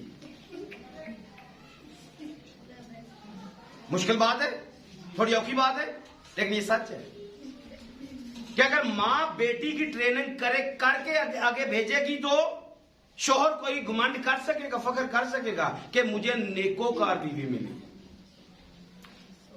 अगर पीछे डेटा ही खराब चल रहा है, मां कभी गिरजे ही नहीं गई, ना बाइबल का पता, ना तालीम का पता, काम का ही पता। हाँ, सिर्फ क्या किस बात का पता है? काम की नौकरानी घर किसी से भेजनी कि बड़े चंगे काम होंगे, सारे काम कर लेंगे। क्या किसी नौकरानी को घर में लेके आना है? कपड़े अच्छे धोती है, रोटी अच्छी बनाती है, बड़े मेहमानों को सांभ लेंदी। सोच के जिन्ने भी मेहमान आ जाएंगे रोटी पका लेंदी। ये सोच क्यों नहीं आती है कि अगर सारा घर गुनेगारां दा जाए होएगा तो मेरी कली बेटी जाएगी तो उन्हें सारे बंदे दा पुत बना देगी। आमीन, आमीन। ये सोच नहीं आती। हाँ, ये सोच सिर्फ टुकर पकाउण दी जाज। टुकर तो बंदे नहीं पकाना होंगे। हमारे पास पादरी भी ट्रेन शुदा है, बड़ी अच्छी हांडी पकाते हैं, बड़े अच्छे कपड़े धोते हैं, भांडे भी सही चमकाते हैं। भांडे तो बंदे भी चमका लेंगे, लेकिन बंदियां नूं चमकाउण वास्ते बुढ़ियां की लोड़ पैंदी। कब ये सोच कलीसिया के अंदर आएगी कि सिर्फ भांडे ही कुड़ी नूं धवाउण दी जाच नहीं दसनी, ओनू किसी नूं बंदे दा पुत बनाउण दी भी जाच दसनी।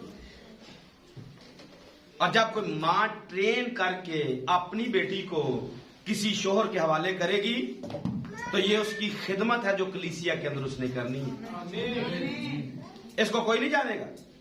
एक अच्छी बेटी तैयार करके किसी के घर भेजोगे, अपने शोहर का शोहर सही भी नहीं मिलेगा, क्या करेगी?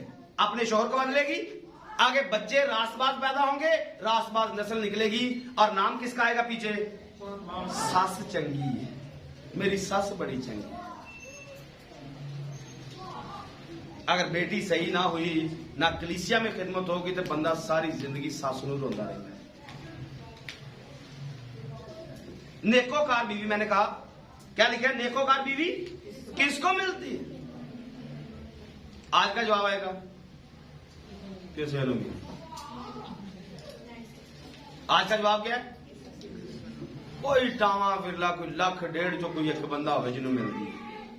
क्योंकि आज माएं भी टिकटॉक पे हैं और बेटियां भी टिकटॉक पे हैं। तो जन्म किसने लेना है? टिकटॉक ने जन्म लेना है, गेमों ने जन्म लेना है। और आज बच्चे गेम में टिकटॉक, ये वो फलां फलां, इसके अलावा कुछ भी नहीं। जवान बेटियां गेम में टिकटॉक शो, ये वो फलां फलां, और कल जाके क्या कहेंगी? बंदे जो झमना है, बंदे जो झमना है तो फिर उसे टिकटॉक बननी है।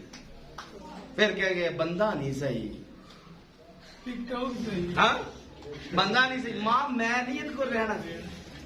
फिर कैसे कैसे तोहफे देंगे? उतरे मथे लग गए, ऐसा निकलेगा। तो तानू सारी जिंदगी रोंदा रहेगा। उदों मोबाइल ना लैके देंदे तो मैनू भी कोई शायद चज दी लभ जाती। नेकोकार बीवी किसको मिलती है? आज का जवाब क्या है? उसको मिलेगी, उसको मिलेगी जो खुद खुदा से डरता है, या फिर जो मसीह को अपने सर पर रखता है। आगे पढ़िए क्या लिखा है? क्योंकि उसकी कदर मुरजान से भी बहुत ज्यादा है। उसके बड़े बड़े जल्दी कीजिए। उसके शोहर को, उसके शोहर के दिल को उस पर इत्मीनान है। उसके शोहर के दिल को उस पर इत्मीनान है, उस पर एतमाद है, और उसे मुनाफा की कमी ना उसे हो। मुनाफा की कमी मतलब घाटा ही कोई नहीं। नेकोकार बुढ़ी होवे तो घाटा कि गल, घर कुछ नाम ही होवे खान नूं, उन्हें रौला नहीं पाउणा। हाँ, उन्हें कोई नहीं है घर खान नूं पता कि है ही नहीं, पैसे जेब चकर हुंदे तो उन्हें लै आउणा सी। अगर नहीं है तो बेवकूफ क्या करती है? जिथों मर्जी ले खवाना नहीं हो, जम्मे नहीं तू। हाँ, नेकोकार क्या करती है? खामोशी इख्तियार करती है। ये शोहर है, ये मर्द है, ये बाप है, ये खुद ब खुद बंदोबस्त करेगा। बेटा इसको पकड़ ले, क्या वजह है?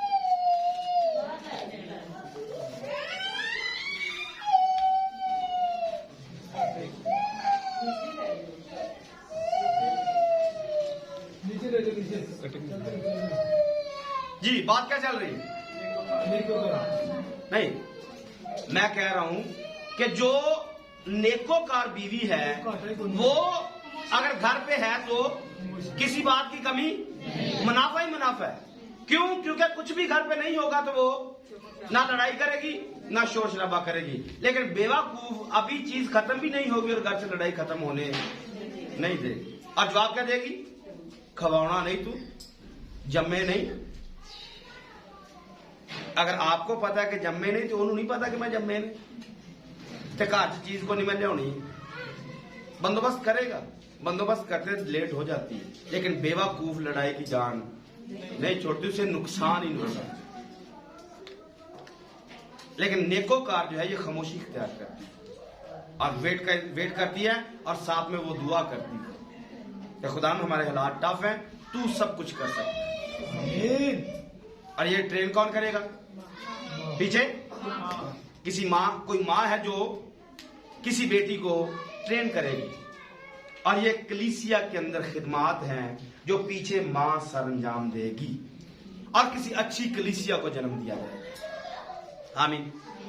नए आदनामा में से आप पाएंगे अच्छा किरदार, औरतों का किरदार। सबसे पहली चीज मुकद्दसा मरियम है, पहला नंबर जिनका है।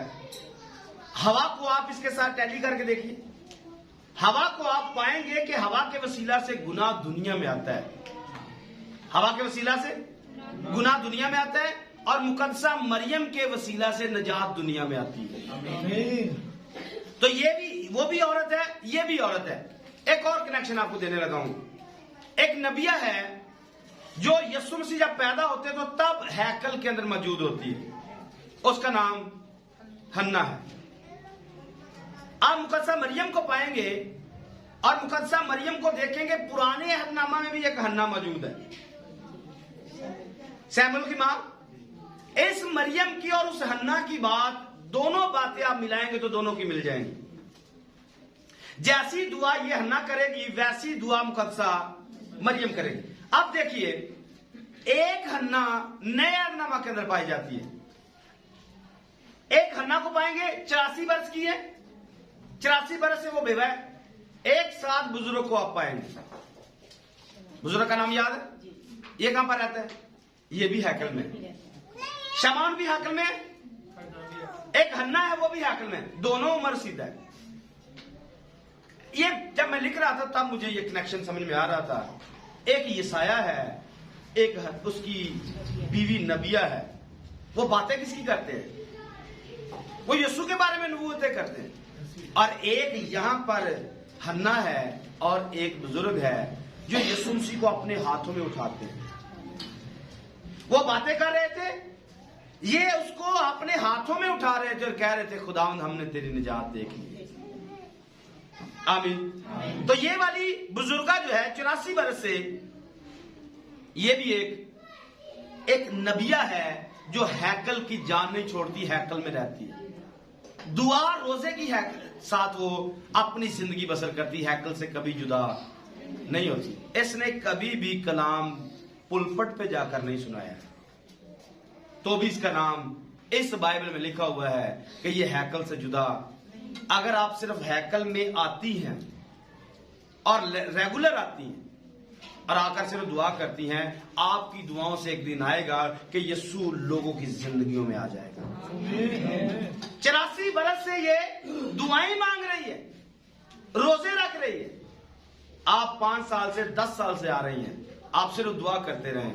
आपकी वजह से कोई बूढ़े बूढ़े बुजुर्ग हैं जो यीशु को अपने हाथ में उठा लेंगे। कोई जिंदगियां हैं जो यीशु को अपने अंदर ले लेंगी, और ये आपकी खिदमत का हिस्सा होगा कि आपकी दुआओं की वजह से किसी को यीशु मिल रहा है। आमीन। एक और देखिए चीज, यूहन्ना की इंजील में 4 बाब में उसके 28 आयत को पढ़िए। यूहन्ना 4 बाब की 28 नंबर आयत है। बस औरत अपना घड़ा छोड़कर शहर में चली गई। औरत अपना घड़ा छोड़कर, ये सामरिया की औरत है, सामरी औरत है। शॉर्ट में बात करते हैं, ये क्या करती है? यीशु मसीह के साथ इसकी गुफ्तगू हुई।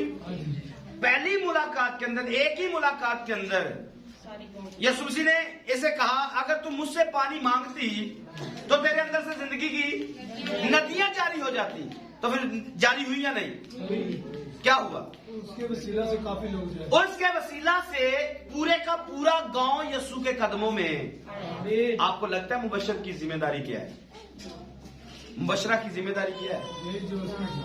हाँ, क्या किया है? मुबशर का काम या मुबशरा का काम क्या है? लोगों को पकड़ना, खुशखबरी सुनाना।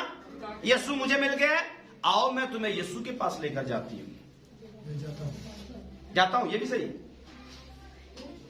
मुबशरा की जिम्मेदारी क्या? मुझे यस्सु मिल गया, आओ मैं तुम्हें यस्सु मिलाती हूं। और इसने एक ही मुलाकात के अंदर अपना ओहदा भी ले लिया और जाकर टीचिंग भी कर दी और लोगों को सिखा भी दिया है और यीशु के कदमों में पूरे का पूरा गांव लेके आ गया।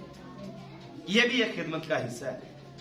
लूका की इंजील 8 बाब की दूसरी आयत में, दूसरी और तीसरी आयत खास पढ़ लीजिए। तीसरी आयत,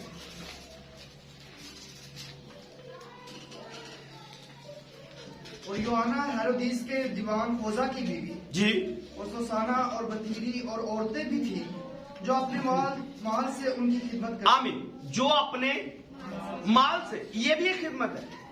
आप कुछ नहीं कर पाते, आपके पास कुछ नहीं है, आपके पास चंद रुपए हैं, आप पैसे देकर खिदमत कर सकते हैं। आपके पास बोलने की ताकत नहीं है, किसी के पास जाने की ताकत नहीं है, कोई है जो ये काम कर रहा है, आप अपने पैसे से पैसा देकर खिदमत का काम करवा सकते हैं और आपका अजर खुदा के सामने लिखा हुआ है, आपको इसका अजर मिलेगा।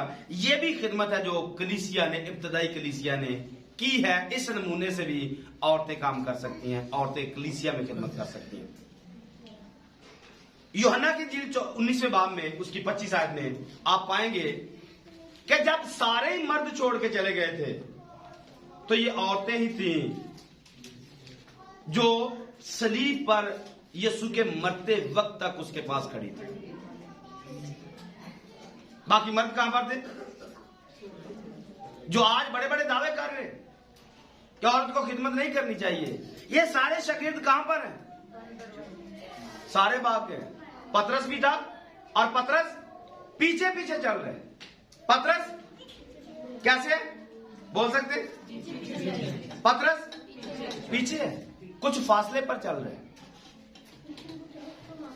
पतरस कुछ फासले पर, मरकस भी भाग जाता है, छोड़ जाते हैं। ये सारे के सारे छोड़ जाते हैं। और जिनको आज हम बुरा समझते हैं, ये औरतें ही हैं जो वहां पर रहती हैं। और औरतें यीशु मसीह की लाश तक उसके पास है। और सिर्फ लाश तक नहीं, जब सीन खत्म होता है और नया सीन स्टार्ट होता है तो पहली खुशखबरी भी ये औरतें ही हैं जो देती है। ये गुड न्यूज जो है, जिसको खुशखबरी कहा जाता है। और खुशखबरी क्या? यीशु मसीह जिंदा हो चुका है। तो ये बताने वाला कौन? औरतें। कलीसिया के अंदर ये ही किसी को बता देना कि यीशु जिंदा हो चुका है। कहां पर? हमारे चर्च में जिंदा हो चुका है। हमारे चर्च में आओ हम आपको यीशु दिखाते हैं। कितने लोग आपकी वजह से चर्च आ जाएंगे? आमीन। एक चीज जो खास इस औरत के ताल्लुक से है कि जहां पर औरत का बहुत अच्छा किरदार है, वहां पर ईजबल नामी औरत भी इस बाइबल में मौजूद है। ईजबल नाम की औरत भी इसी बाइबल में मौजूद है। ईजबल क्या करती है? ईजबल क्या करती है?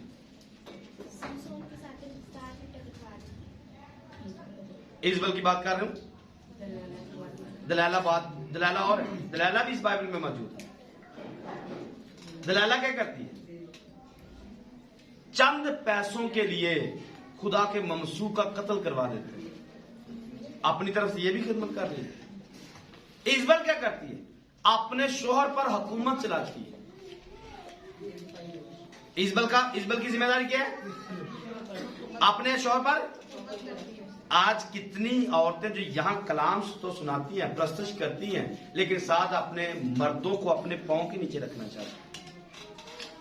ये बाकी अगर स्पिरिट दुनिया में चल रही है तो ये स्पिरिट भी दुनिया में मौजूद है। ये स्पिरिट भी दुनिया में पाई जाती है। औरतों के अंदर ये हर वक्त गुमान रहता है कि मेरा बंदा मेरे नीचे रहना चाहिए, जो मैं अपने मुंह से निकालूं वो होना चाहिए। और आज ऐसा चल रहा है। ऐसी औरत जो अपने अंदर रूह ईजबल का रखे, ऐसी औरत जो अपने अंदर रूह ईजबल का रखे और अपने मर्द को अपने पांव के नीचे रखे, मुझे बताइए जब वो खिदमत करेगी, कौन सी खिदमत करेगी? हाँ, क्या बोलिए, औरतों में से कोई जवाब दीजिए। अगर कोई औरत ऐसी पाई जाए जो अपने मर्द को अपने पांव के नीचे रखती हो, जब वो मसबा पर आएगी क्या तालीम लोगों को देगी? तालीम जीरो होगी। और बाकी भी औरतें मौजूद हैं, बोलिए क्या तालीम देगी वो लोगों को? वो यही सिखाएगी जो दिल में भरा है, जो दिल में वही जुबान पे आएगा। जो वो खुद करती है वही लोगों को सिखाएगी। आइए दो हवाले पढ़ते हैं जो मैंने शुरू में बोला था कि उनको डिस्कस मैं जरूर करूंगा क्योंकि वो खास हवाले हैं। पहला क्रंथियों का खत निकालिए, 14वें बाब की 34 नंबर आयत को और 35 नंबर आयत को पढ़ना है, और दूसरा वाला पहला तीमुथियुस 2 बाब की 11 आयत में। दोनों वाले इकट्ठे निकालिए। औरतें कलीसिया के मजमा में खामोश रहें। औरतें कलीसिया के मजमा में क्या करें? खामोश रहें, क्योंकि उन्हें बोलने का हुक्म नहीं। उन्हें बोलने का, इसको गौर से सुनिएगा, मैंने कहा था मैं आपको चैलेंज दूंगा पूरी दुनिया के सामने, या दुनिया को चैलेंज दूंगा इस बात का। ये चैलेंज है, अभी जो हम पढ़ रहे हैं ये पूरी दुनिया के लिए चैलेंज आने वाला है। दोबारा से आयत को पढ़िए। औरतें कलीसिया के मजमा में खामोश रहें। औरतें कलीसिया के मजमा में खामोश रहे, क्योंकि उन्हें बोलने का हुक्म नहीं। उन्हें बोलने का हुक्म नहीं, बल्कि ताबे रहें। बल्कि क्या करें? बल्कि क्या करें? ताबे रहे, जैसा तौरात में भी लिखा है। जैसा तौरात में भी। चैलेंज अब ये है कि आपने तौरात से दिखाना है कि तौरात में लिखा कहां पर है कि औरत मजमा में खामोश रहे।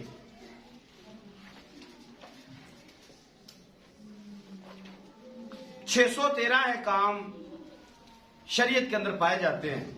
613 अहकामात में से आपके लिए चैलेंज है पूरी दुनिया के लिए, एक हवाला आप निकाल कर दिखाइए कि मूसा ने तौरात में यहां पर हुक्म दिया कि औरत नहीं बोल सकती है। यहां चर्च के लोगों के लिए चैलेंज नहीं, पूरी दुनिया के लिए चैलेंज है। गोरा है, काला है, एशिया के अंदर, अफ्रीका के अंदर है, किसी भी जगह पे आप मेरी बात सुन रहे हैं, आपके लिए चैलेंज है। आपने तौरात से वो हवाला मुझे देना है कि कहां पर लिखा हुआ है तौरात के अंदर कि औरत मजमा में बोल नहीं सकती है। उसने यही लिखा है। आपके पास एक ही हवाला है जिसको आपने उठाया है और अच्छी भली खिदमत करती हुई औरत को आपने बैन कर दिया, जी औरत बोल नहीं सकती मजमा के अंदर। क्यों? कहां पर लिखा हुआ है? पौलुस ने तो एक बात सुनाई है आपको और उसने रेफर किया आपको तौरात में जाओ, तौरात में यह लिखा हुआ है। उसने खुद से बात नहीं की, इस आयत के मुताबिक उसने कहा औरतें कलीसिया के मजमा में खामोश रहें क्योंकि उन्हें बोलने का हुक्म। आगे उसने कहा जैसा तौरात में। चैलेंज यह है कि तौरात से हवाला निकालिए कहां पर लिखा है कि औरत बोल नहीं सकती है।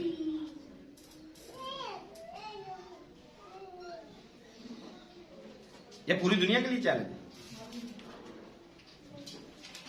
कहां पर लिखा है? 613 अहकामात में से मुझे एक हुक्म निकाल कर दिखाइए कहां पर यह लिखा हुआ है कि औरत कलीसिया के मजमा में बोल नहीं सकती। तो इसका जवाब मैं आपको खुद से दे देता हूं। पूरी बाइबल में ये किसी भी जगह पर ऐसा नहीं लिखा हुआ है कि औरत कलीसिया के मजमा में बोल नहीं सकती। इसका जवाब क्या है? ये तौरात में किसी जगह पर नहीं लिखा हुआ है कि कलीसिया के मजमा में औरत बोल नहीं सकती है। ये पूरी बाइबल में किसी जगह पर नहीं लिखा है। पौलुस ने क्या कोट किया इसको समझिए। 34 आयत को फिर पढ़िए। औरतें कलीसिया के मजमा में खामोश रहें। ये उसने अपनी तरफ से बोला है, ये उसने, क्योंकि जब ये कलीसिया के अंदर है तब तो कलीसिया का वजूद ही नहीं था। जब इसने बोला उससे पहले कलीसिया कब बनेगी? यीशु मसीह के आसमान पर जाने के बाद। तो तब अभी तक तौरात की बात कर रहा है, अभी तक तो कलीसिया का वजूद ही नहीं था। वो अपनी तरफ से अपनी बात समझा रहा है कि कलीसिया जो है, कलीसिया के मजमा में औरत को खामोश रहना चाहिए। और अगली बात क्या लिखी है? क्योंकि उन्हें बोलने का हुक्म नहीं। ये वाली बात ये पैगाम है इस आयत के अंदर। उन्हें बोलने का हुक्म कहां पर लिखा हुआ है? ये पैदाइश की किताब में लिखा हुआ है। ये वाली बात पैदाइश की किताब में लिखी हुई है कि जब गुनाह हो गया तो गुनाह हो जाने के बाद जब खुदा ने उसे कहा कि तू अपने मर्द के मातहत रहेगी। पढ़ लीजिए, हवाला अनाउंस कीजिए, पैदाइश की किताब में चलेंगे। तीसरा बाब, पढ़ दीजिए, तीसरे बाब की 16 आयत को पढ़िए। फिर उसने औरत से कहा, मैं तेरे दर्द हमल को बहुत बढ़ाऊंगा, तू दर्द के साथ बच्चे जनेगी, तेरी रगबत अपने शोहर की तरफ होगी और वो तुझ पर हुकूमत करेगा। ये लिखा हुआ है। ये वाला हवाला इस अंदाज में यहां पर लिखा हुआ है, तेरी रगबत तेरे शोहर की तरफ होगी और वो तुझ पर। पौलुस इस बात को उठाकर कलीसिया को समझाता है, इस बात को कि भाई आपके ऊपर एक मर्द को मुकर्रर किया गया है जो आप पर हुकूमत करता है। आपको अपने मर्द के साथ रहना चाहिए क्योंकि वो आप पर मुकर्रर किया गया। दूसरा हवाला देखिए, दूसरे हवाले में क्या लिखा है, तीमुथियुस का खत निकालिए।